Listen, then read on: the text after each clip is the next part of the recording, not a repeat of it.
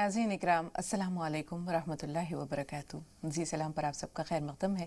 हाज़िर ख़िदमत है आपके महबूब प्रोग्राम राह नजात के साथ। मैं आपकी मेज़बान शगुफ्ता यास्मीन और बराह रास्त सहारनपुर से इस प्रोग्राम की रौनक को दुबाला कर रहे हैं नेशनल मेडिकल कॉलेज सहारनपुर के प्रिंसिपल और आलमी शोहरत याफ्ता तबीब जनाब डॉक्टर असलम खान साहब। तो इस्तकबाल करते हैं तमाम नाज़रीन की तरफ से और हमारी पूरी टीम भी आपको सलाम पेश करते हुए सुबह खैर कह रही है। डॉक्टर साहब इस्तकबाल है आपका। शुक्रिया आपका, सबको नाज़रीन को और तमाम टीम को मेरी तरफ से दिली मुबारकबाद भी।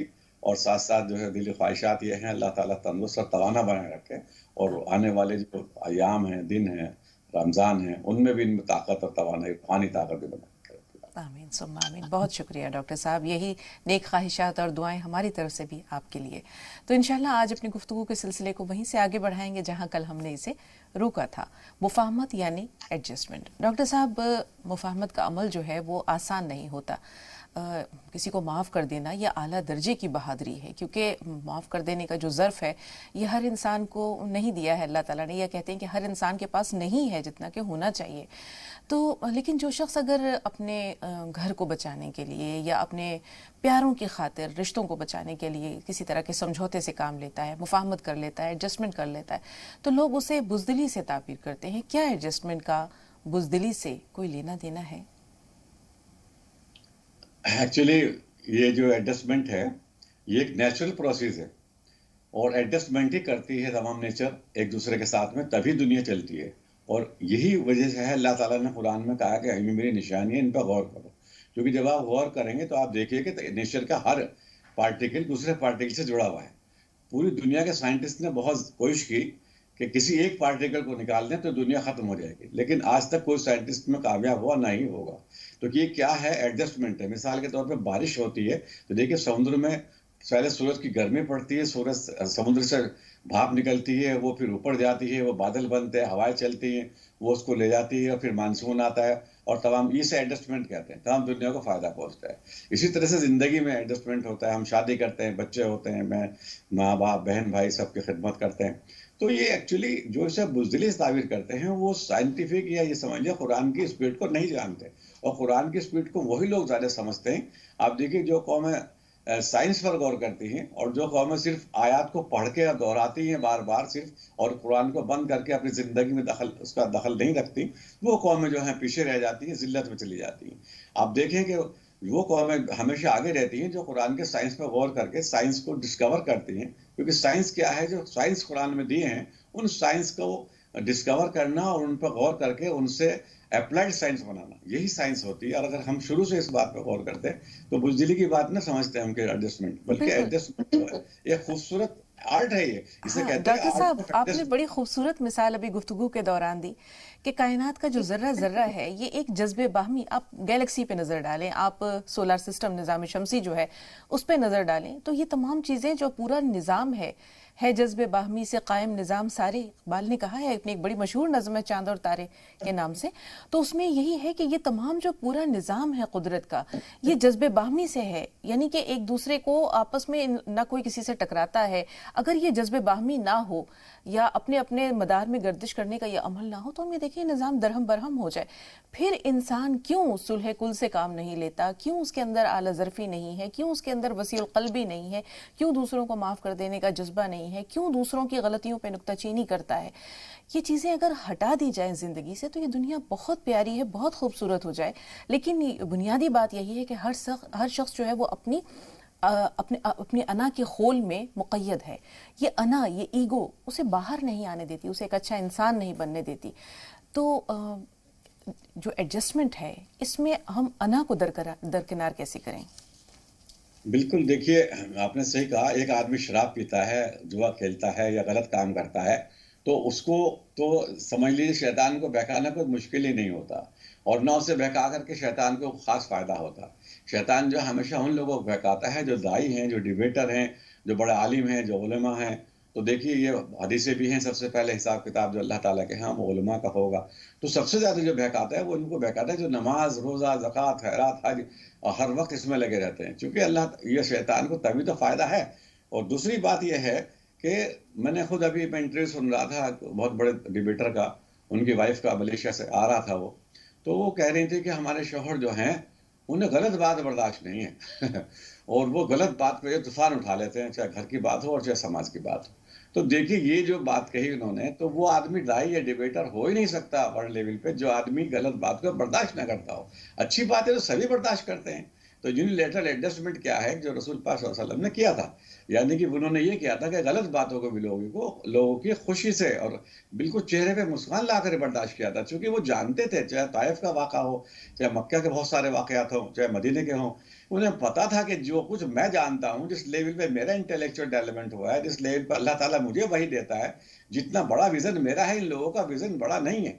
तो जो दाई अगर अपने आप को नमाज, रोजा, ज़कात, खैरात और लोगों को लाने की कोशिश करता है दावत में इधर तौहीद की तरफ, और वो खुद भी ऐसा हो जो जबकि tolerance is the key of peace, और पीस जो है वो एडजस्टमेंट के लिए बहुत जरूरी है, और पीस ही तो बनती है एडजस्टमेंट करने से।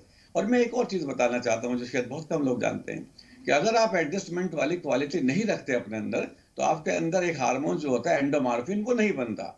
जो वो नहीं बनता तो आपकी जो पिट्यूटरी ग्लैंड है उससे सिक्रेशन होने वाले जितने हार्मोन्स हैं, तो उन लोगों को देखिए सबसे ज्यादा जो है जो गले की बीमारी होगी उनको होगी, टॉन्सिल्स सबसे ज्यादा उनके उभरेंगे, सबसे ज्यादा थायराइड उनके बनेगा, सबसे ज्यादा डायबिटीज उन्हें होगी। तो एडजस्टेबिलिटी जो है एंडोमार्फिन को सिक्रेट करती है, और एंडोमार्फिन सिक्रेट होने से हमें साउंड स्लीप आती है, और जब हम फ्रेश होकर उठते हैं सुबह को, तो हम जो जितनी चीजें हमारी जिंदगी में अच्छी चीजें हैं जो हमने पढ़ी हैं, समझी हैं, और अल्लाह के बारे में खासतौर से हमने जाना है, वो सारी की सारी हमारे जहन में ऊपर 3 लेयर होती हैं ब्रेन की। एक सुपर लेयर कह लीजिए, कॉन्शियस लेवल, एक सबकॉन्शियस लेवल, एक कॉन्शियस लेवल। तो इस पे वो रहती है। तो आप जो डीप कॉन्शियस से सुपर कॉन्शियस पे अगर जीना चाहते हैं, यानी कि कोई भी आदमी देखिए, चाहे वो आईएएस हो, डॉक्टर हो, एमडी हो, डीएम हो, उसको कुछ पता नहीं, उससे सवाल पूछे टीवी बिठा के, आप वो जवाब नहीं दे पाता, तो उसके पास नॉलेज नहीं है। टिप्स पे नॉलेज होनी चाहिए।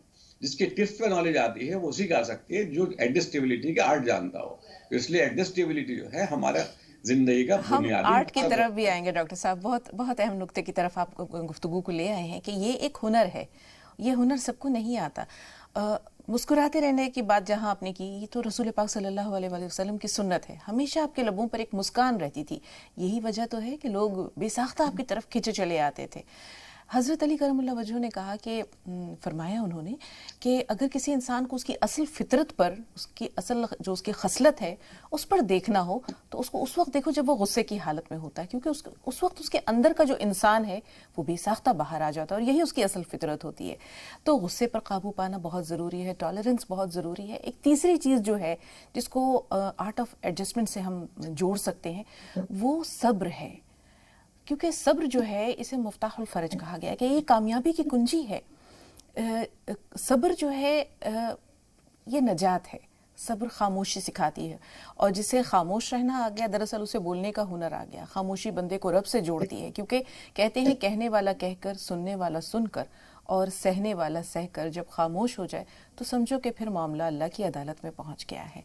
तो दूसरे की गलत उसके रवैये को, उसके सलूक को, उसके मजालिम को देखकर, सुनकर या अपने ऊपर रवा होते देखने के बाद इंसान अगर सह जाता है, खामोश हो जाता है, सब्र कर लेता है, तो वो किस हद तक अपने आप को हालात से जो है वो एडजस्ट कर लेता है। देखिए बहुत अच्छी बात है कही आपने कि कुरान में सिर्फ जो है एक ही औरत का जिक्र है, मरियम का। और देखिए अल्लाह ताला ने मरियम को क्या कहा, खामोशी का रोज़ा रखो।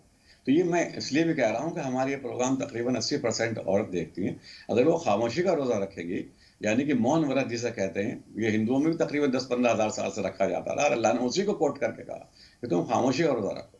तो जब खामोशी का रोज़ा रखते हैं तो हमें जो है फुरकान, फ़र्क करने की आर्ट आ जाती है। फ़र्क करने की आर्ट करने वाला ही समझता है कि जो सामने वाला है वो अगर हमारे साथ में कुछ किसी किस्म की बात कर रहा है तो हमें उसमें से वो बात छांटनी है, जैसे शहद की मक्खी जो नेक्टर।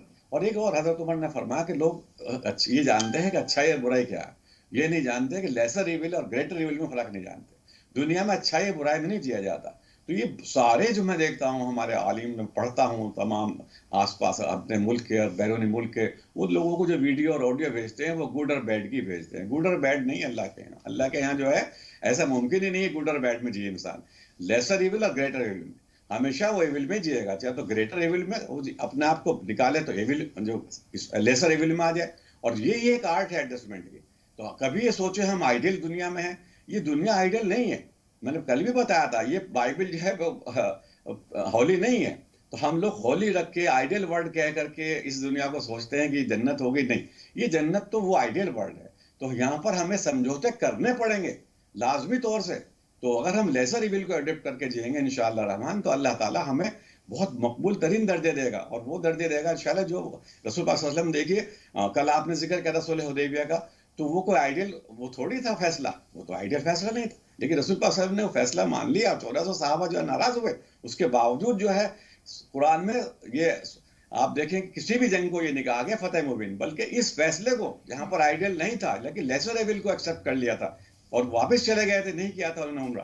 तो उस चीज को जो अल्लाह ताला ने लोगों के जहन में डाला कि जिंदगी भर आपको यही करना पड़ेगा जो रसूल ने किया था, तभी आपको फतेह मुबीन मिलेगी। और फतेह रिवॉर्ड्स मुबीन क्या है डॉक्टर साहब? है अल्लाह जो ताला ने तो एडजस्ट, अजर अजीम रखा ही है, लेकिन दुनिया में भी कोई ना कोई रिवॉर्ड तो जरूर अल्लाह ताला देता है। अपने बंदों को खाली दामन खाली हाथ नहीं रहने देता। सब्र करने वाले हों, सह जाने वाले हों, बर्दाश्त करने वाले हों, दूसरों की खातिर इज़हार कुर्बानी करने वाले हों, तो खाली तो उनको भी नहीं छोड़ता हमारा रब, कुछ ना कुछ तो उन्हें जरूर देता है। दुनिया में रिवॉर्ड क्या है उनका? दुनिया में देखिए डॉक्टर अब्दुल कलाम कहाँ पहुंच गए डॉक्टर और हमारे जितने भी बड़े बड़े आलिम हैं, आज के जमाने के सबसे बड़ा आलिम माने जाते हैं मौलाना मोहिउद्दीन खान, 60-65 साल हो गए लोग उनको बुरा कहते रहे, ये कहते रहे। आज वो सारे लोग दुनिया के जो उन्हें कह रहे थे कि उनकी थ्योरी गलत है, पेशेंस गलत है, एडजस्टेबिलिटी गलत है, तो आज वो सारे के सारे उनकी तारीफ कर रहे हैं और दुनिया उन्हें इनामात से यानी कि पद्म विभूषण से नवाजा है। आज सारे लोग तारीफ कर रहे हैं। जब हम गए थे कश्मीर में, वहां के जम्मू कश्मीर के जो कहना चाहिए लेफ्टिनेंट गवर्नर थे, वो तक भी एकदम जब से हमने उनका जिक्र किया मतलब एकदम सजदा रेज हो जाते हैं उनके नाम के सामने। तो यही बात जब हम लगातार करते हैं, सस्टेनेबिलिटी एडजस्टेबिलिटी करते हैं और अपने आप को टॉलरेंट बनाते हैं, टॉलरेंट बनता है आदमी एडजस्ट करने से, तो tolerance is the key of paradise, मैं ये कहूंगा, बल्कि की of success in this world and here after.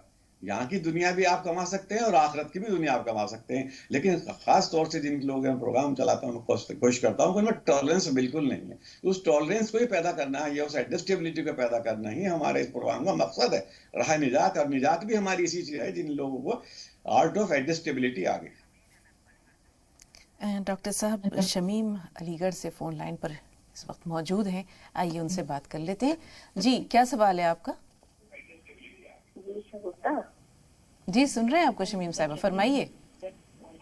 शगुफ्ता, मेरा फोन जी, मेरी बात जी, सवाल मेरा सबसे पहला खुशी का इजहार मैं बता नहीं सकती आज कितना हो गया है जी। मुझे इतना खुशी हो रही है, कभी जिंदगी में नहीं हुई। तुम्हारी सूरत देखते तो होती है, लेकिन आज मैं बात कर रही हूँ आपसे। बहुत शुक्रिया। और शगुफ्ता जी जी जी शमीम साहब, फरमाइए। बस यही दुआएं हैं आपके लिए दुआएं हैं मेरी तरफ से, और बस सवाल यही है मेरा। और अतारी अब्दुल्ला साहब को सलाम कर दीजिए मेरा। बहुत शुक्रिया हमारे तमाम नाजरीन की मोहब्बतों का। डॉक्टर साहब, यही वो छोटा सा बीज है नेकी का या मोहब्बत का जो हमने राह नजात में परसों पहले तकरीबन 10 साल हो रहे हैं बोया था। आज भी ये पौधा माशाल्लाह बरगोबार ला रहा है। आप लोगों की मोहब्बतों का बहुत शुक्रिया। अल्लाह ताला आप सबको सलामत रखे और जज़ाए खैर दे। इसी तरह मोहब्बतों और दुआओं में हम सबको याद रखिए, हमारी पूरी टीम को। समीना अगली कॉलर हैं। जी बताइए, आपका सवाल क्या है? समीना, मैं सुन पा रही हैं आप? हेलो जी, हेलो, सुन रहे हैं आपको, फरमाइए। आज आ रही है, बताइए आप। जी, वालेकुम अस्सलाम। वालेकुम अस्सलाम। बहन, टीवी की आवाज बंद कर दीजिए थोड़ी देर के लिए। हाँ ठीक है। जी समीना साहिबा, सवाल बताइए। हाँ, साइना बोल रहे हैं हम। बहरहाल आप जो भी हैं, आपका इस्तकबाल है। सवाल क्या है? मुझे कुछ दिनों से ना अपनी सी बढ़ती है, कमजोरी सी, वीकनेस सी हो रही है, अपनी सी बढ़ती है। थोड़ी अगर तेज आवाज में बोला नहीं जाता मुझसे, अपनी सी बढ़ती है मेरी। बेहतर। जी डॉक्टर साहब, क्यों होती है ये कैफियत?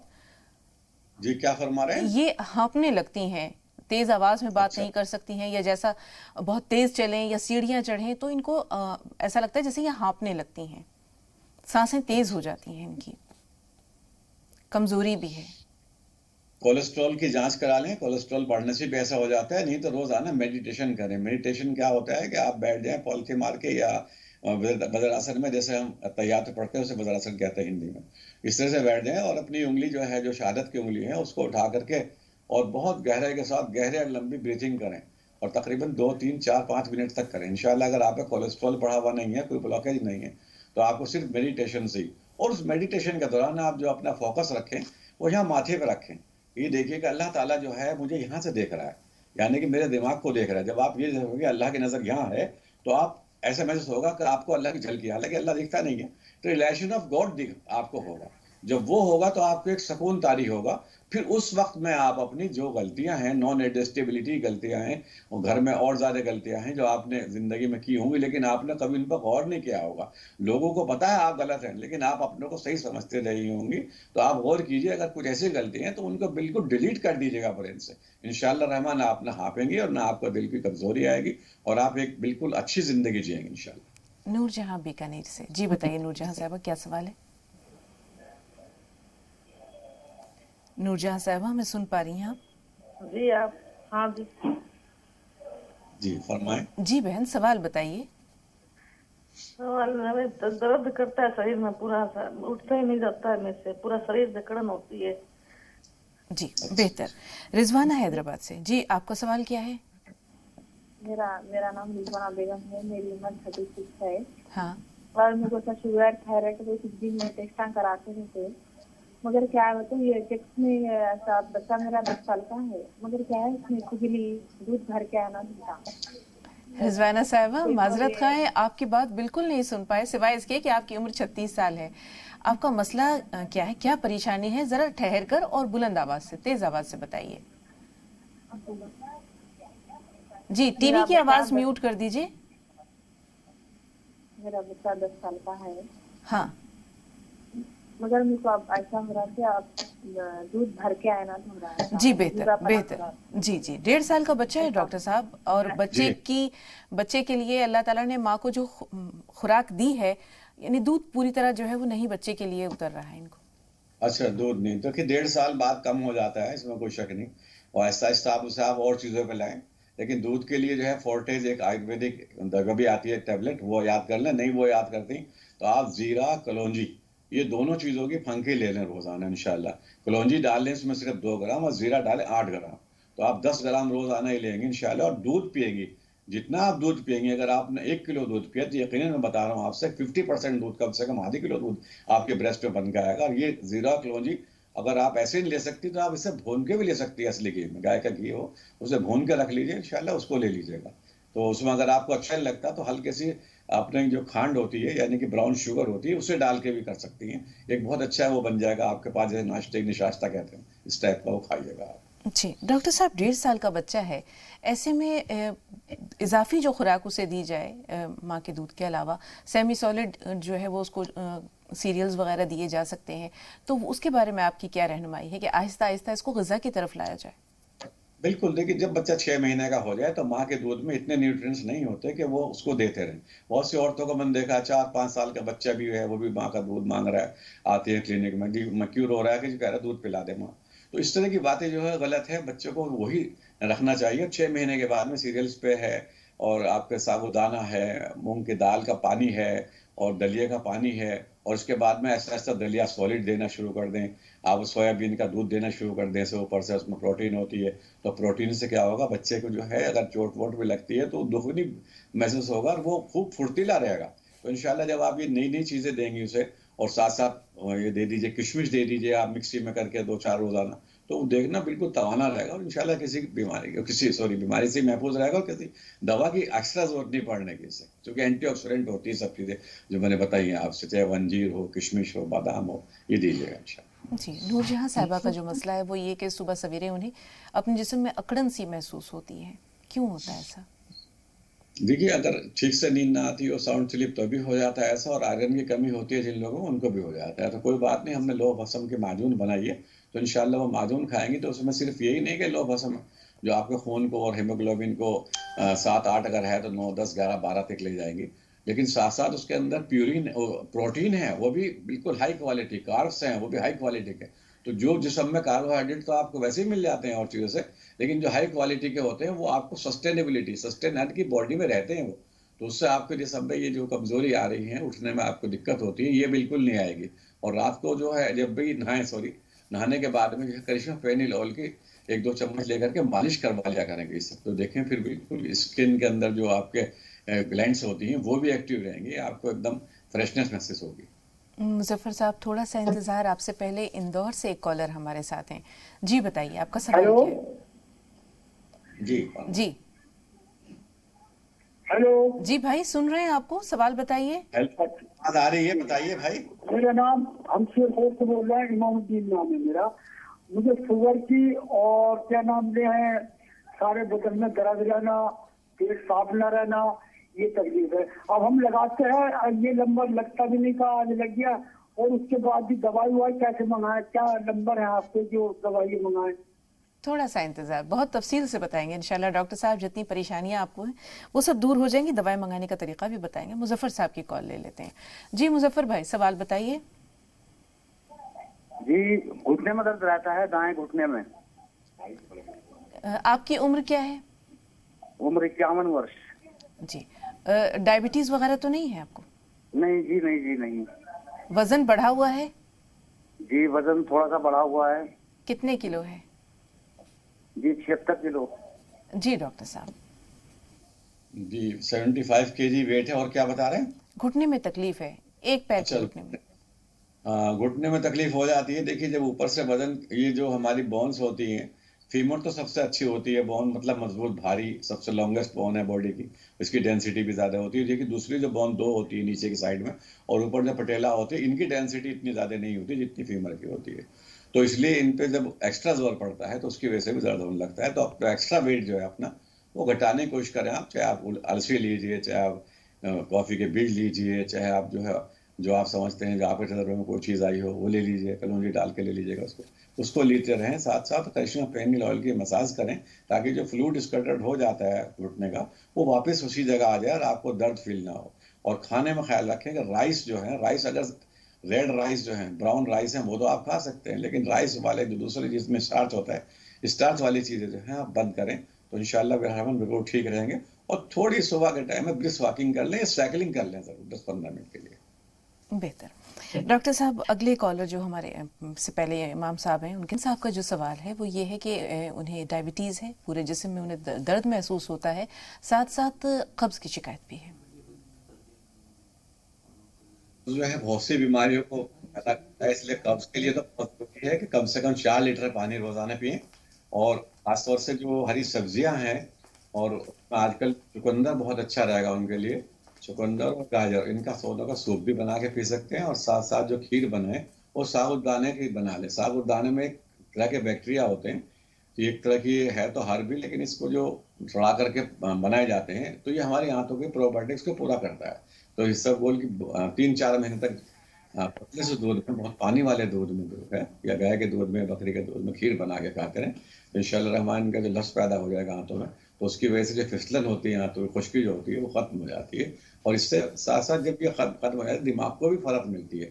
और साथ साथ उन्हें दर्द बताया था, जी, पूरे जिस्म में दर्द है, पूरे जिस्म में दर्द रहता है, तो कब्ज ठीक होने से भी दर्द ठीक होगा।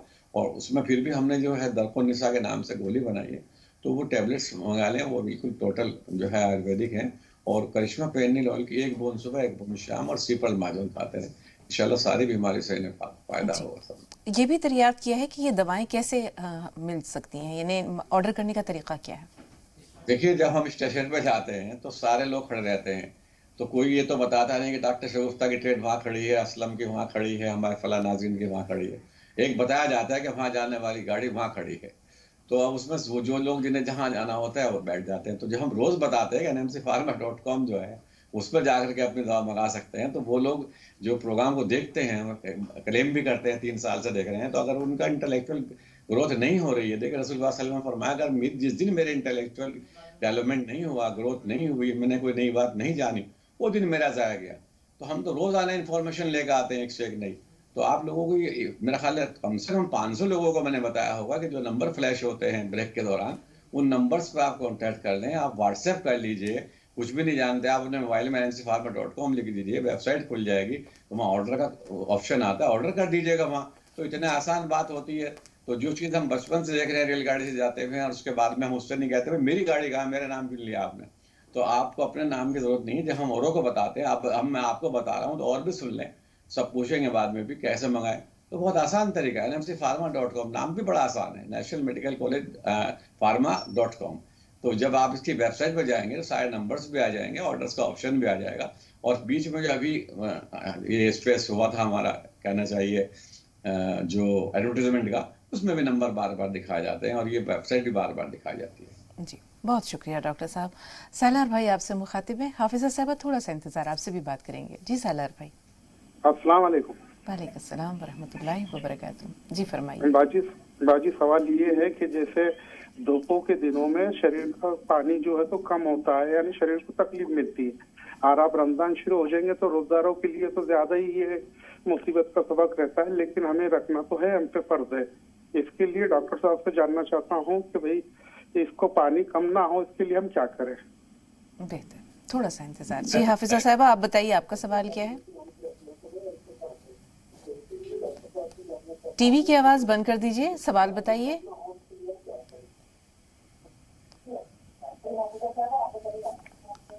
बहन हम सुन पा रही हैं। वालेकुम अस्सलाम। जी जी जी कर मुझे अपने भाई के लिए कुछ पूछना था। मेरे भाई अयूब है, 45 साल उम्र है उनकी, तो उनको बवासीर की शिकायत है। हाँ, और उनको खून भी निकलता है, कभी बहुत बार चेक किया, बहुत इलाज किया, उनको कुछ फर्क नहीं पड़ता और उनकी हालत भी कम होती जा रही है, दुबला हो गया बिल्कुल। ठीक है, गौर से सुनिए। और दूसरी बात, हाँ जी, दूसरी बात, दूसरा कोई सवाल है?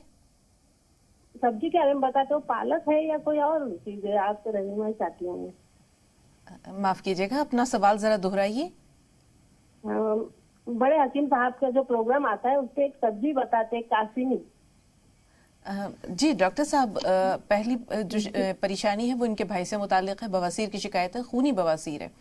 दूसरे ये कासनी जो है ये क्या, ये किस पौधे को कहते हैं और ये किसके लिए, किस मर्ज में इसका इस्तेमाल होता है? एक सवाल और प्लीज। हाँ जी बताइए। हाई ब्लड प्रेशर के लिए आपने डॉक्टर साहब बताया था एक पौधा के बारे में, उसका नाम बताइए, वो बराबर समझ में नहीं आया था कि उसका एक पत्ता खाने से हाई ब्लड प्रेशर वालों के लिए ठीक।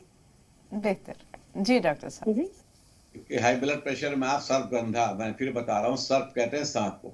सर्पगंधा का पौधा आता है, वो लगा लीजिए घर में, उसका एक पत्ता रोजाना चाय में डाल लीजिए, नहीं वैसे चबा लीजिए आप, धो करके ऐसे मुंह में डाल लीजिए, इंशाल्लाह एक पत्ता एक लेंगे तो हाई ब्लड प्रेशर आपको नहीं होगा। बहुत अच्छी वो है। और घर में गमले में 10-15 रुपए का पौधा आता है, लगा सकती है, या क्यारी में लगा सकती है इंशाल्लाह। तो सबसे अच्छी चीज़ है, वैसे इसकी गोली भी आती है, सर्पगंधा वटी के नाम से, अगर आप ना लगा सकें, क्योंकि आजकल ऐसे फ्लैट्स हो रहे हैं वहाँ जगह नहीं होती, तो आप वो मंगा लीजिए, वो देसी दवाई है, तो इंशाल्लाह उससे आपको फायदा होगा। जो एटिनोल और जो दूसरी दवाई आती है उनसे नुकसान ज़्यादा होते हैं, तो इसलिए एक तो ये करें। दूसरे ये कि कासनी जो होती है वो खासतौर से किडनी में क्रिएटिनिन के लिए, यूरिक एसिड के लिए बहुत अच्छी दवा होती है। तो कासनी बहुत अच्छी चीज़ है इसमें, और लीवर की भी फायदा करती है। लेकिन हमने भी डाला है, एनएमसी करिश्मा है हमारा लीवर टॉनिक है, हमने उसमें कासनी डाली है, मकोई डाली है, कालमेघ डाली है, सौंफ डाली है, मतलब हर वो चीज़ डाली है जो लीवर को साफ भी करती है, लीवर को एक्टिवेट भी रखती है। तो आप वो ले सकती हैं अगर कासनी वाली चीज़ लेनी है। लेकिन ज़्यादा अच्छी, अभी आपने शायद सब्जी का किया, तो केल और उसकी सब्जी होती है सहजन की, जिसे मोरिंगा कहते हैं। मोरिंगा के गोंद से ज़्यादा जो होता है उसके पत्तों में ज़्यादा फायदा है। तो उसके जो पत्ते होते हैं, उसके जो फूल होते हैं, फूल की भी सब्जी बनती है, तो बहुत आसानी से फ्री मिल जाते हैं। आप किसी भी बाग में जाइए तो वहाँ सहजन लिखा होगा, वहाँ पर मोरिंगा नहीं लिखा होगा। ये मोरिंगा फैमिली का नाम है, सहजन उस पौधे का नाम है। तो सहजन के गोंद के बजाय आप जो है, आप उसके पत्ते जो हैं वो खासतौर से उनको सब्जी बनाएं, उनको सलाद बनाएं, उनको जो है काट करके पराठा भी अगर आप बनाना चाहती हैं तो अलसी के तेल का पराठा बनाएं। तो सहजन से तो आपके जोड़ों का दर्द भी ठीक हो जाएगा, आपकी जो प्रॉब्लम्स आपने बताई कब्ज भी ठीक रहेगा, मतलब आपको फाइबर भी अच्छा मिलेगा, कार्बोहाइड्रेट भी अच्छा मिलेगा। तो ये चीज़ें आप करेंगे इंशाल्लाह तो आपके नॉलेज में भी इजाफा होगा। और आप जो चीज़ बताएं सुन रहे गौर से देखिए। सर्पगंधा मैंने शायद 50 बार बताया, आज भी फिर शायद ये कहेंगी लाइट भाग गई थी, कल फिर बता दीजिए। तो ध्यान रखिएगा, जो हम बताएं तो उसे लिख लिया कीजिए, और आपने लिख रही दूसरा कोई लिखता रहे साथ में बैठा। जी डॉक्टर साहब, भाई की जो परेशानी है वो खूनी बवासीर है, इस मसले का क्या इलाज है? बवासीर का मसला भी देखिए वही होता है जब जहाँ हम लोग लगातार एक पोस्चर में बैठे रहते हैं या ड्राइविंग करते हैं, तो ऐसे लोग ड्राइविंग ना करें, एक पोस्चर में लगातार ना बैठें। अक्सर बैंक में बैठने वाले लोग या ऐसे लोग जो ऑफिस वगैरह में काम करते हैं उन्हें बवासीर हो जाती है। तो जब भी वो बैंक में बैठे हैं कुछ करें तो 1 मिनट के लिए रिक्वेस्ट कर लें अपने ग्राहकों से, और थोड़ा सा खड़ा होकर, चाहे उसी कुर्सी के चारों तरफ, रिवॉल्विंग जो कुर्सी उनकी होती है, चारों तरफ घूम लें। और जब वो नोट गिनते हैं तो इस तरह से ना गिने, और अगर वो इधर से गिन रहे हैं तो एक बार इधर तो सचमुच नोट गिन रहे, इधर फॉल्स में इधर भी वो हो जाए, तो फिर उन्हें बवासीर नहीं होगी। ये एक तरीका है वो अपने आप को, पेट को ठीक रखने का। और साथ साथ जो कब्ज वाली चीजें ना खाएं। और मैं सबको बता रहा हूँ जिनको और भी बवासीर का सवाल आएंगे इसके बाद में, कल भी आए थे, रोज आते हैं, तो बवासीर जो होती है अनहेल्दी लाइफ जीने से ही होती है। तो ये अनहेल्दी लाइफ ही होती है कि हम एक पोस्चर में बैठते हैं। तो आप जो सीट बात ले लीजिएगा, नेचुरोपैथी का तरीका है। देखिए एलोपैथिक वाले जो हैं मिसाल के तौर पर बहुत सी दवा बनाते हैं जो नेचुरोपैथी की होती है, लेकिन वो उसका नाम जो अपना देते हैं, मिसाल के तौर पर ये है ये नेचुरोपैथी की दवा, आयुर्वेदिक की दवा, लेकिन बता कौन रहे हैं एलोपैथिक क्या है? ये कैस्पर कैप्सूल है जो कि हमें पानी में डाल के भाप लेते हैं इससे, जिससे कोविड-19 ना हो। तो देखिए वो तो अडॉप्ट कर लेते हैं और हम उनके अडॉप्ट नहीं करते। तो आप जो है ऐसे ही अडॉप्ट कीजिएगा, सिर्फ बात को मंगाइएगा और जो हम दवा भेज रहे हैं उसको डाल के बैठिए इंशाल्लाह। और जो क्रीम भेजेंगे वो बवासीर भी नहीं होगी और आपका रेक्टम को भी ताकत मिलेगी, फिस्टुला होगा तो वो भी ठीक हो जाएगा। और पैरासाइट जिनकी वजह से ये होती है वो पैरासाइट किल हो जाते हैं उस दवा से और सिर्फ बात में बैठने से। जी डॉक्टर साहब, रोज़े की हालत में जिस्म में पानी की कमी होना एक लाजमी सी चीज़ है, लेकिन कमी ना हो, भरपूर मिकदार में जिस्म में पानी और नमी मौजूद रहे, उसके लिए क्या करें? हाँ देखिए, बहुत जिनको थर्ड स्टेज में शुगर वगैरह है तो उनको तो वाकई दिक्कत होती है, सिर्फ पानी की नहीं होती है, उनको शुगर की भी जरूरत होती है। अगर वो रोज़ा रखेंगे तो हाइपोग्लाइसेमिया हो जाता है। हाइपोग्लाइसेमिया में जो है फिट्स भी होते हैं, सीजर भी हो जाते हैं और प्रॉब्लम भी हो जाती हैं और भी ज़्यादा बॉडी में। तो वो तो ध्यान रखें, अल्लाह से माफ़ी मांगें और अपने जो जैसे तरीका बताया गया वो खुराक खिलाएं लोगों को, मतलब पैसा खर्च करें, तो ये वो करें इंशाल्लाह। और जो दूसरे लोग हैं वो, बहुत से लोग दही लेते हैं, दही ना लें बल्कि योगर्ट लें। योगर्ट जो है वो प्यास नहीं लगने देता और साथ साथ जो है पानी को बाहर निकलने भी नहीं देता। और ज़्यादा मुशक्क़त तो खैर कर ही नहीं पाते हम रोज़े में, इसमें कोई शक नहीं। तो उसका भी मलहूज़ रखें, अगर मेहनत करनी है, कोई मजदूर है तो मजदूरी शाम के बाद भी हो सकती है, रात को भी हो सकती है, तो वो उसके लिए कमाई का जरिया भी हो सकती है।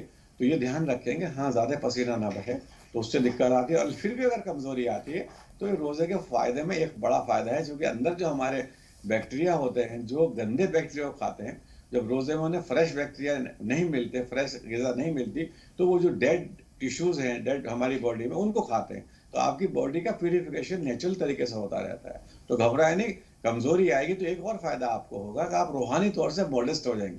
क्योंकि मैं देखता हूँ रोज़ा रख के भी लोग लड़ते भिड़ते रहते हैं, गाली देते हैं, बदतमीज़ी के सिगरेट पीते हैं, बीड़ी पीते हैं, रोज़ा खोलते फिर वही रविश पे आते हैं। वो रविश ना आप पाए, इसलिए अल्लाह ताला आप पे मॉडेस्टी लगाता है। और मॉडेस्टी को फिर आप अख्तियार रखें पूरी ज़िंदगी, तो इंशाअल्लाह रहमान आप जन्नती इंसान बनेंगे इंशाअल्लाह। जमील अहमद साहब बदायूं से, थोड़ा सा इंतज़ार जमील भाई, आज नदीम भाई से भी मुखातिब हो रहे हैं, बिजनौर से हमारे साथ हैं। जी नदीम भाई, इस्तक़बाल है आपका, फरमाइए। अस्सलाम वालेकुम। वालेकुम अस्सलाम व रहमतुल्लाहि व बरकातुहू। जी बाजी, सबसे पहले तो तहे दिल से सबकी तरफ से मुबारकबाद पेश करता हूँ, वालदा की तरफ से, अपनी तरफ से, डॉक्टर साहब को जो एजाज दिया गया है उसके लिए। जी डॉक्टर साहब आपको मुबारकबाद पेश कर रहे हैं नदीम भाई अपने पूरी फैमिली की तरफ से। नाज़रीन की वजह से ये मिलता है, अल्लाह ताला आपको कामयाबी दुनिया और आखिरत में। एक सवाल है मेरा। जी जी, हमारी वालदा जो है उनकी उम्र तकरीबन 95 बरस है, तो अब उनको वैसे कोई बीमारी तो नहीं है अल्हम्दुलिल्लाह, बस बिल्कुल सेहतयाब है वो, लेकिन कमजोरी जो है, आसाबी कमजोरी उनको इस तरह की हो गई है कि उसके लिए कोई माजून या वो ऐसा उसका तजवीज़ कर दें ताकि वो आसानी से जो है वो रह सकें। और उनको नींद कम आती है, नींद के लिए, और एक ये जैसे बुढ़ापे में आदमी को बड़बड़ाने की आदत हो जाती है, इस तरीके से जो है वो करती रहती है। तो इसके लिए कुछ बता दें ताकि उनको नींद आसानी से आ जाए। और ये बिल्कुल, माँ बाप बहुत ही अनमोल नेमत है नदीम भाई, और अगर इस उम्र में किसी को मिलते हैं तो आप ये समझिए कि आप अपने लिए कितनी जन्नत खरीद रहे हैं। और यानी कि जितनी भी, ख़ास तौर पर अगर माँ के बारे में कहा जाए कम है। अब 95 साल की उम्र है डॉक्टर साहब इनकी वालदा की, आपने मसला सुना है, जहन में रखिएगा। हम जमील भाई का सवाल लेकर और फिर इधर आ रहे हैं। जी जमील भाई बताएं क्या सवाल है। अस्सलाम वालेकुम। वालेकुम अस्सलाम। वालेकुम अस्सलाम। जी जमील भाई आपका सलाम पहुंच गया, सलाम पहुंच गया, कलाम पर आइए, क्या कहना चाह रहे हैं? जी जी हाँ, मैं डॉक्टर साहब से कहना चाहता हूँ, मेरी बेटी की उम्र जो है 20 साल है, हाँ, लेकिन उससे गैस बहुत ज्यादा बनती है और हार्ट बीट भी गैस की वजह से बढ़ जाती है, दिल बहुत मतलब घबराहट सी होती है, उसे बहुत ज्यादा परेशानी होती है, इतनी बेचैन सी रहती है गैस की वजह से। और मेरा दूसरा सवाल ये है कि जो मेरे भाई को जो 1 महीना जो टूट पे बताया था, अब वो लोग 15 दिन वो चले और उस पर भी आ गए, लेकिन उनके पैरों की सूजन अब बढ़ गई है, वो क्या वजह हो सकती है? जी, जमीर भाई का सवाल कल भी आया था डॉक्टर साहब, आपने बहुत तफसील से डाइट के बारे में तो रहनुमाई फरमा दी थी, अब पैरों की सूजन का मसला है। जी 7-8 बार आ चुका है इनका सवाल, मेरा ख्याल सबसे सवाल इन्होंने ही किए हैं, और उन्होंने नहीं किए जो मैं चाहता हूँ वो करे बराह रास्त, लेकिन ये कभी भाई को सामने नहीं लाते, खुद ही करते।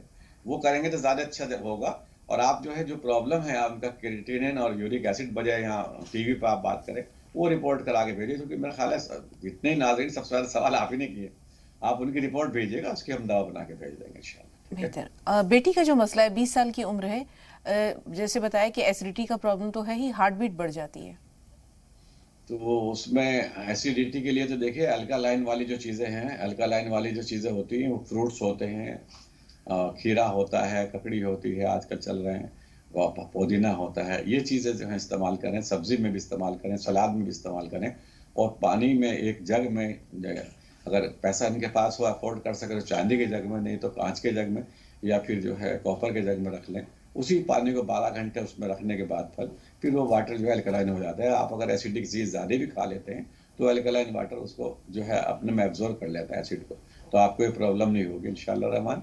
और साथ साथ बेल और धनिया जो होता है, धनिया हरा धनिया नहीं बल्कि उसका बीज धनिया के सीड्स होते हैं, उनको पीस लें इक्वल क्वांटिटी में, सुबह शाम एक चम्मच खाते रहें, गैस की प्रॉब्लम, एसिडिटी की प्रॉब्लम बिल्कुल नहीं रहेगी। बिल्कुल। डॉक्टर साहब, नदीम भाई के सवाल की तरफ आ रहे हैं। हज़रत मूसा अलैहिस्सलाम कोहे तूर पर अल्लाह ताला से मुलाकात के लिए जाया करते थे, तो एक दिन अल्लाह ताला ने कहा कि मूसा अब कोहे तूर पर आना तो बहुत संभल कर आना, कि वो हाथ जो तुम्हारे लिए दुआ करते थे अब वो नहीं रहे। तो बहुत खुशकिस्मत हैं वो लोग जिनके माँ बाप ज़िंदा हैं या जिनकी माएँ ज़िंदा हैं, और बुढ़ापे में तो माँ बाप का औलाद के लिए होना एक शफ़क़त और रहमत तो है ही, बहुत बड़ी आजमाइश है। ख़ुद मेरी वालदा बहुत मुअम्मर हो चुकी हैं, कमज़ोर हैं, और वही जो कैफियत बताई अभी कि वो अपने आप से बातें करते रहते हैं, एक ही बात को बार बार कहते हैं, तो इसको बहुत से लोग, बच्चे ख़ास तौर पर ये कहते हैं कि ये अपने आप से बोल रहे हैं। तो वहाँ इस चीज़ को हम कभी कभी एक ही बात पर जो है वो ज़िद से भी होने लगते हैं, लेकिन ये आसाबी कमज़ोरी की वजह होती है। इसके लिए मेडिकल साइंस में क्या इलाज मौजूद है, और किस तरह से इस उम्र को अल्लाह ताला ने जो है, वो हज़रत लुक़मान ने भी जब नसीहतें की थी तो उनमें ये भी कहा था कि उनके लिए जो हमेशा अपने बाजू हैं ये झुकाए रखना, जिस तरह एक परिंदा शिकस्ता पर होता है जिसके बाजू टूटे हुए हैं, जब वो सरेंडर कर देता है अल्लाह के सामने, इसी तरह माँ बाप जब बुढ़ापे में पहुँचे, एक हो या दोनों हो, तो उनके सामने आजिज़ी से झुके रहना। तो इस उम्र में माशाल्लाह नदीम भाई बहुत सादतमंद हैं, जिस मोहब्बत से अपनी वालदा का जिक्र कर रहे थे, तो दोनों तरह से हम दुनियावी रहनुमाई भी चाहते हैं बक़िया नाजरीन के लिए, और आसाबी कमज़ोरी या अपने आप से बातें करना, बड़बड़ाते रहना, इसके लिए कोई चीज़, कोई माजून वगैरह? जी बिल्कुल। देखिए जो अल्लाह का हुक्म है इसमें, इसलिए तो कहा कि उफ़ मत कहो, और उन जितने भी कर सको खिदमत, मतलब हुक्म दिया गया है। और ये कुरान में ये हुक्म नहीं दिया कि औलाद को उफ़ ना कहो, औलाद के बारे में नहीं, क्योंकि अल्लाह को मालूम है कि ऑटोमेटिकली माँ के दिल में औलाद के लिए बहुत मोहब्बत होती है, लेकिन अल्लाह को मालूम है बच्चों के दिल में माँ बाप के लिए इतनी मोहब्बत नहीं होती, इसलिए उन्हें हुक्म दिया गया। तो ये हुक्म अगर बजाएंगे तो इंशाल्लाह पैराडाइज में जाएंगे। और एक बात और गौर करें, जो साइंटिफिक बात है, कुरान को पढ़ते हुए हर वक्त साइंटिफिक ब्रेन से पढ़े, और हदीस को भी कोई बात अगर आपने सुने, जैसे मैंने अभी हजरत उमर की हदीस बताई कि अच्छाई और बुराई में मत जियो, बल्कि लेसर इविल और बेटर इविल का फर्क करना जानो। तो इससे आप गौर करें, अपनी ज़िंदगी में उतारें कि हाँ हमेशा इसी में फ़ायदा होगा। तो आप ये देखिए कि आप भी तो उन्हीं की औलाद हैं, कल को आपकी 95 की 85 की एज होगी, आप भी तो बड़बड़ाएंगे। तो फिर ये देखिए आपकी औलाद भी आपको अगर मान लो अवॉइड करे और आपके इलाज ना करे, आपसे मोहब्बत ना करे और आपको एक तरफ डाल दे, तो वो फिर कितना भद्दा लगेगा आपको। तो आप इस तरह सोचें कि ये सब मेरे साथ भी होगा, तो इसलिए आप सोचेंगे तो इंशाल्लाह ये एक नफ्सियाती बीमारी भी होती है। तो उनको ये एहसास होता है कोई मेरे साइड से झांक रहा है, कोई मुझे देख रहा है, और जिससे वो बातें करती हैं वो उन्हें दिखाई देते हैं। मतलब ऐसा नहीं, ये एक बीमारी होती है। तो इसको वैसे सिज़ोफ्रेनिया तो इससे ज़्यादा सख्त होती है, लेकिन सिज़ोफ्रेनिया की मिनी सिज़ोफ्रेनिया कहलाती है। तो आमतौर से ये हो जाती है 70-80 के बाद में। तो इसके लिए हमने गोल्ड माजून में जो ऐसे पेशेंट हैं जो बड़बड़ाते हैं, उनके लिए सिज़ोफ्रेनिया की भी जो दवाई हम देते हैं, खासतौर से ब्रह्मी देते हैं, शंख पुष्पी देते हैं, शंख पुष्पी जो बहुत बढ़िया काम करती है, वो बड़बड़ाएंगी भी नहीं और उनको जो है दिमागी कुव्वत भी मिलेगी। और इंशाल्लाह जब दिमागी कुव्वत मिलेगी तो उनका जो फोकस होगा वो दुनिया पे नहीं रहेगा, वो फिर बजाय लोगों से बड़बड़ाने का अल्लाह से बात करने लगेंगे। तो आप जो है ना गौड़ल महाजून खिलाइए इंशाअल्लाह रहमान, उसमें हम शंख पुष्पी वगैरह जो और दवाई है वो डालने की कोशिश करेंगे। और ये जो हमारी दवाई नहीं है, एक्चुअली रिसर्च प्रोडक्ट है। हम ये चाहते हैं कि दुनिया में कोई बीमार ना रहे और ऐसी दवा बने जो सबको ही, सबकी इम्यूनिटी को बूस्टअप करे। तो आप ये मंगाएंगे इंशाल्लाह, अपनी वालदा को देंगे और थोड़ी अफोर्ड करेंगे तो आपको ये जो पैसा आप खर्च कर रहे हैं अल्लाह ताला के हाथ सैकड़ों गुना, हजारों गुना बन के मिलेगा। तो आप बेफिक्र रहे और साथ साथ आपके साथ में फिर बुढ़ापे में इंशाल्लाह इन चीज़ों से आप बचे रहेंगे। जी बहुत शुक्रिया डॉक्टर साहब, और माशाल्लाह बहुत नेक और सादतमंद है नदीम भाई कि आपको इन चीज़ों का एहसास है। अल्लाह ताला आपको जज़ाए खैर दे दुनिया और आखिरत दोनों में। असरार साहब आपसे मुखातिब है कमर साहबा, थोड़ा सा इंतज़ार। जी असरार भाई क्या सवाल है आपका? असरार भाई सुन पा रहे हैं? मेरे 3 सवाल है। हाँ पहला सवाल एक हमारी एहलिया से है, हाँ एक हमारे से है और एक आपसे है। जी पहले अपने बारे में बताइए। मेरे को क्या है कि जब मैं रात को सो के उठता हूँ, सुबह मेरा मुंह कड़वा कड़वा रहता है। हाँ तो ये हमेशा ही रहता है, कभी फीका होता है कभी कड़वा होता है। जी आपकी अहलिया से मुतालिक सवाल। इनको क्या पेशाब जो है रुक रुक के आ रहा है और जलन हो रही पेशाब में। जी तीसरा सवाल। तीसरा सवाल ये है कि आप जो अपने डीलर्स के नंबर अगर फ्लैश कर दे तो दूर दूर होते हैं तो इंसान क्या है कि मतलब वो कांटेक्ट नहीं कर पाता है। और अगर आप जैसे आपके नंबर फ्लैश होते हैं तो नंबर आप अगर डीलर के अगर फ्लैश कर दे ब्रेक तो के दौरान अच्छा असरार भाई, ब्रेक के दौरान नंबर्स जो हैं वो फ्लैश होते हैं बहरहाल। वो होते हैं, वो तो ठीक है। जब विभिन्न शहरों में जो होते हैं डीलर, जो डीलर्स के नंबर, जी बेहतर बेहतर, जी ठीक, जो पास हो तो जल्दी हमको दवा मिल जाए था। बेहतर। जी कमर साहबा आपका सवाल क्या है? अस्सलाम वालेकुम। वालेकुम अस्सलाम। डॉक्टर साहब और आपसे मैं बहुत बहुत आपका शुक्रिया अदा करना चाहती हूँ और ये मैं कहना चाहती हूँ कि 1,72,000 अल्लाह ताला ने पैगंबर भेजे लेकिन लोग नाफरमान थे, नाफरमान रहे। आप सल्लल्लाहु अलैहि वसल्लम ने लोगों को फर्मा बरदारी सिखाई, फिर भी आप रोजाना लोगों को कहते हैं कि भाई टीवी की आवाज म्यूट करो, टीवी की आवाज म्यूट करो। टीवी की आवाज चालू रख के ही लोग आपको फोन करते हैं। आप कितने परेशान होते होंगे इस बात से, इसलिए मैंने आपको फोन किया और आपका शुक्रिया अदा करने के लिए कि मैं रेगुलर आपका प्रोग्राम कई सालों से देख रही हूँ और आपकी तमाम बातें लिखती हूँ मैं। और आप लोगों का दोनों का बहुत बहुत शुक्रिया। आपका भी शुक्रिया कमर साहबा, अल्लाह ताला आपको भी जज़ाए खैर दे और इस जज्बे हमदर्दी को भी सलामत और बरकरार रखे। दरअसल यही तो हमारा इम्तिहान है कि हम हर तरह के हालात में किस तरह सब्र का दामन मजबूती से थामे रखें। एक बात को बार बार कहते हैं मगर कोई बात नहीं, अल्लाह ताला इसी तरह हमारे दर्जात बुलंद करता रहे। डॉक्टर साहब 3 सवाल हैं। पहला सवाल, जैसे इन्होंने बताया कि इनके मुंह का जायका कड़वा कड़वा रहता है सुबह जब उठते हैं, क्यों होता है? देखिए एसिडिक चीज़ें खाने से होता है, खास तौर से ये जो डेयरी प्रोडक्ट हैं वो ना खाएं।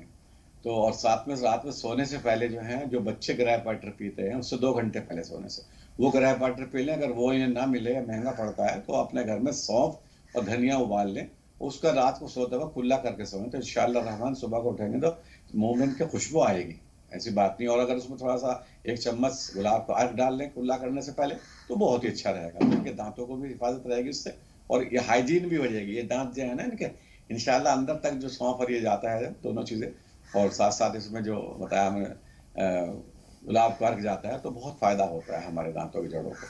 और थोड़ा सा मल भी लिया करना चाहिए इस तरह से हल्के हल्के। डॉक्टर साहब 1 मिनट और 2 सवाल। इनकी एहलिया को पेशाब रुक रुक कर आ रहा है और जलन महसूस हो रही है। दूसरा सवाल आपके डीलर से मुतालिक है कि अगर मुख्तलिफ शहरों में डीलर्स हैं तो उनके नंबर्स कैसे हासिल हों? देखिए इनके लिए तो ये बकरी के दूध में थोड़ा सोडा बाइकार्ब डाल के पी लें, इंशाल्लाह ठीक हो जाएंगे। दूसरे जो डीलरशिप की बात है, आपको ताजुब होगा, डीलरशिप हम बिल्कुल 0 सिक्योरिटी पे दे रहे हैं। तकरीबन 3-4 महीने से ऐड भी दे रहे हैं, तकरीबन 10-12 लाख रुपए हमने ऑलरेडी ऐड में खर्च कर दिए हैं, लेकिन अभी तक एक भी आदमी ने डीलरशिप मिली। तो आपको ताज्जुब होगा कि आप क्या करें बताओ। लोग पहले कह रहे डीलरशिप दीजिए और हमने 0 सिक्योरिटी पे कर दी, बल्कि कमीशन बढ़ा दिया, नहीं लेते तो हम इसमें क्या कर सकते। मैंने देखा कि हम लोग गिवर नहीं बनते, टेकर बनते हैं। बस ये चाहते हैं कुछ मिल जाए। अभी भी किसी ने कहा था कि मैं ऐसे लोगों को दिलवा सकता हूँ जो माजून, जो गरीब है। मेरे पास में ऐसी लड़कियों के फोन आ गए जो वो कौन आदमी था, उससे कहिए हमारा घर भिजवा दे, हमारा घर भिजवा। लेकिन उसका तो खैर हमें नंबर या नाम याद नहीं रहा, अथर भाई के टाइम पे आया था वो। लेकिन लोगों के मांगने वालों के सैकड़ों का आ गया। ऐसी रोज मैं 100-200 कॉल अटेंड करता हूँ, तो 200 कॉल में से 2 लोग दवा लेते हैं, 198 फ्यूटाइल बातें करते हैं। और यहाँ तो सिर्फ 1 ही घंटा होता है, पूरे दिन मैं परेशान रहता हूँ। तो मैं कहना चाहता हूँ कि हमारे नाज़रीन को वो गीवर बने, और जब वो गीवर बनेंगे तभी अल्लाह की मर्जी, तभी अल्लाह की शिफा, तभी वो शिफायाब होंगे, और तभी वो दुनिया में अपना काम उनका बुलंद हासिल होगा। बिल्कुल डॉक्टर साहब, बहुत शुक्रिया तमाम नाजरीन की तरफ से। और नाजरीन, आप सबका भी, आपकी मोहब्बतों का बहुत शुक्रिया। सलामत रहिए, खुश रहिए, आप सबको अल्लाह के अमान में देते हैं। अगली मुलाकात तक के लिए, तब तक के लिए अस्सलामु अलैकुम व रहमतुल्लाहि व बरकातुहू।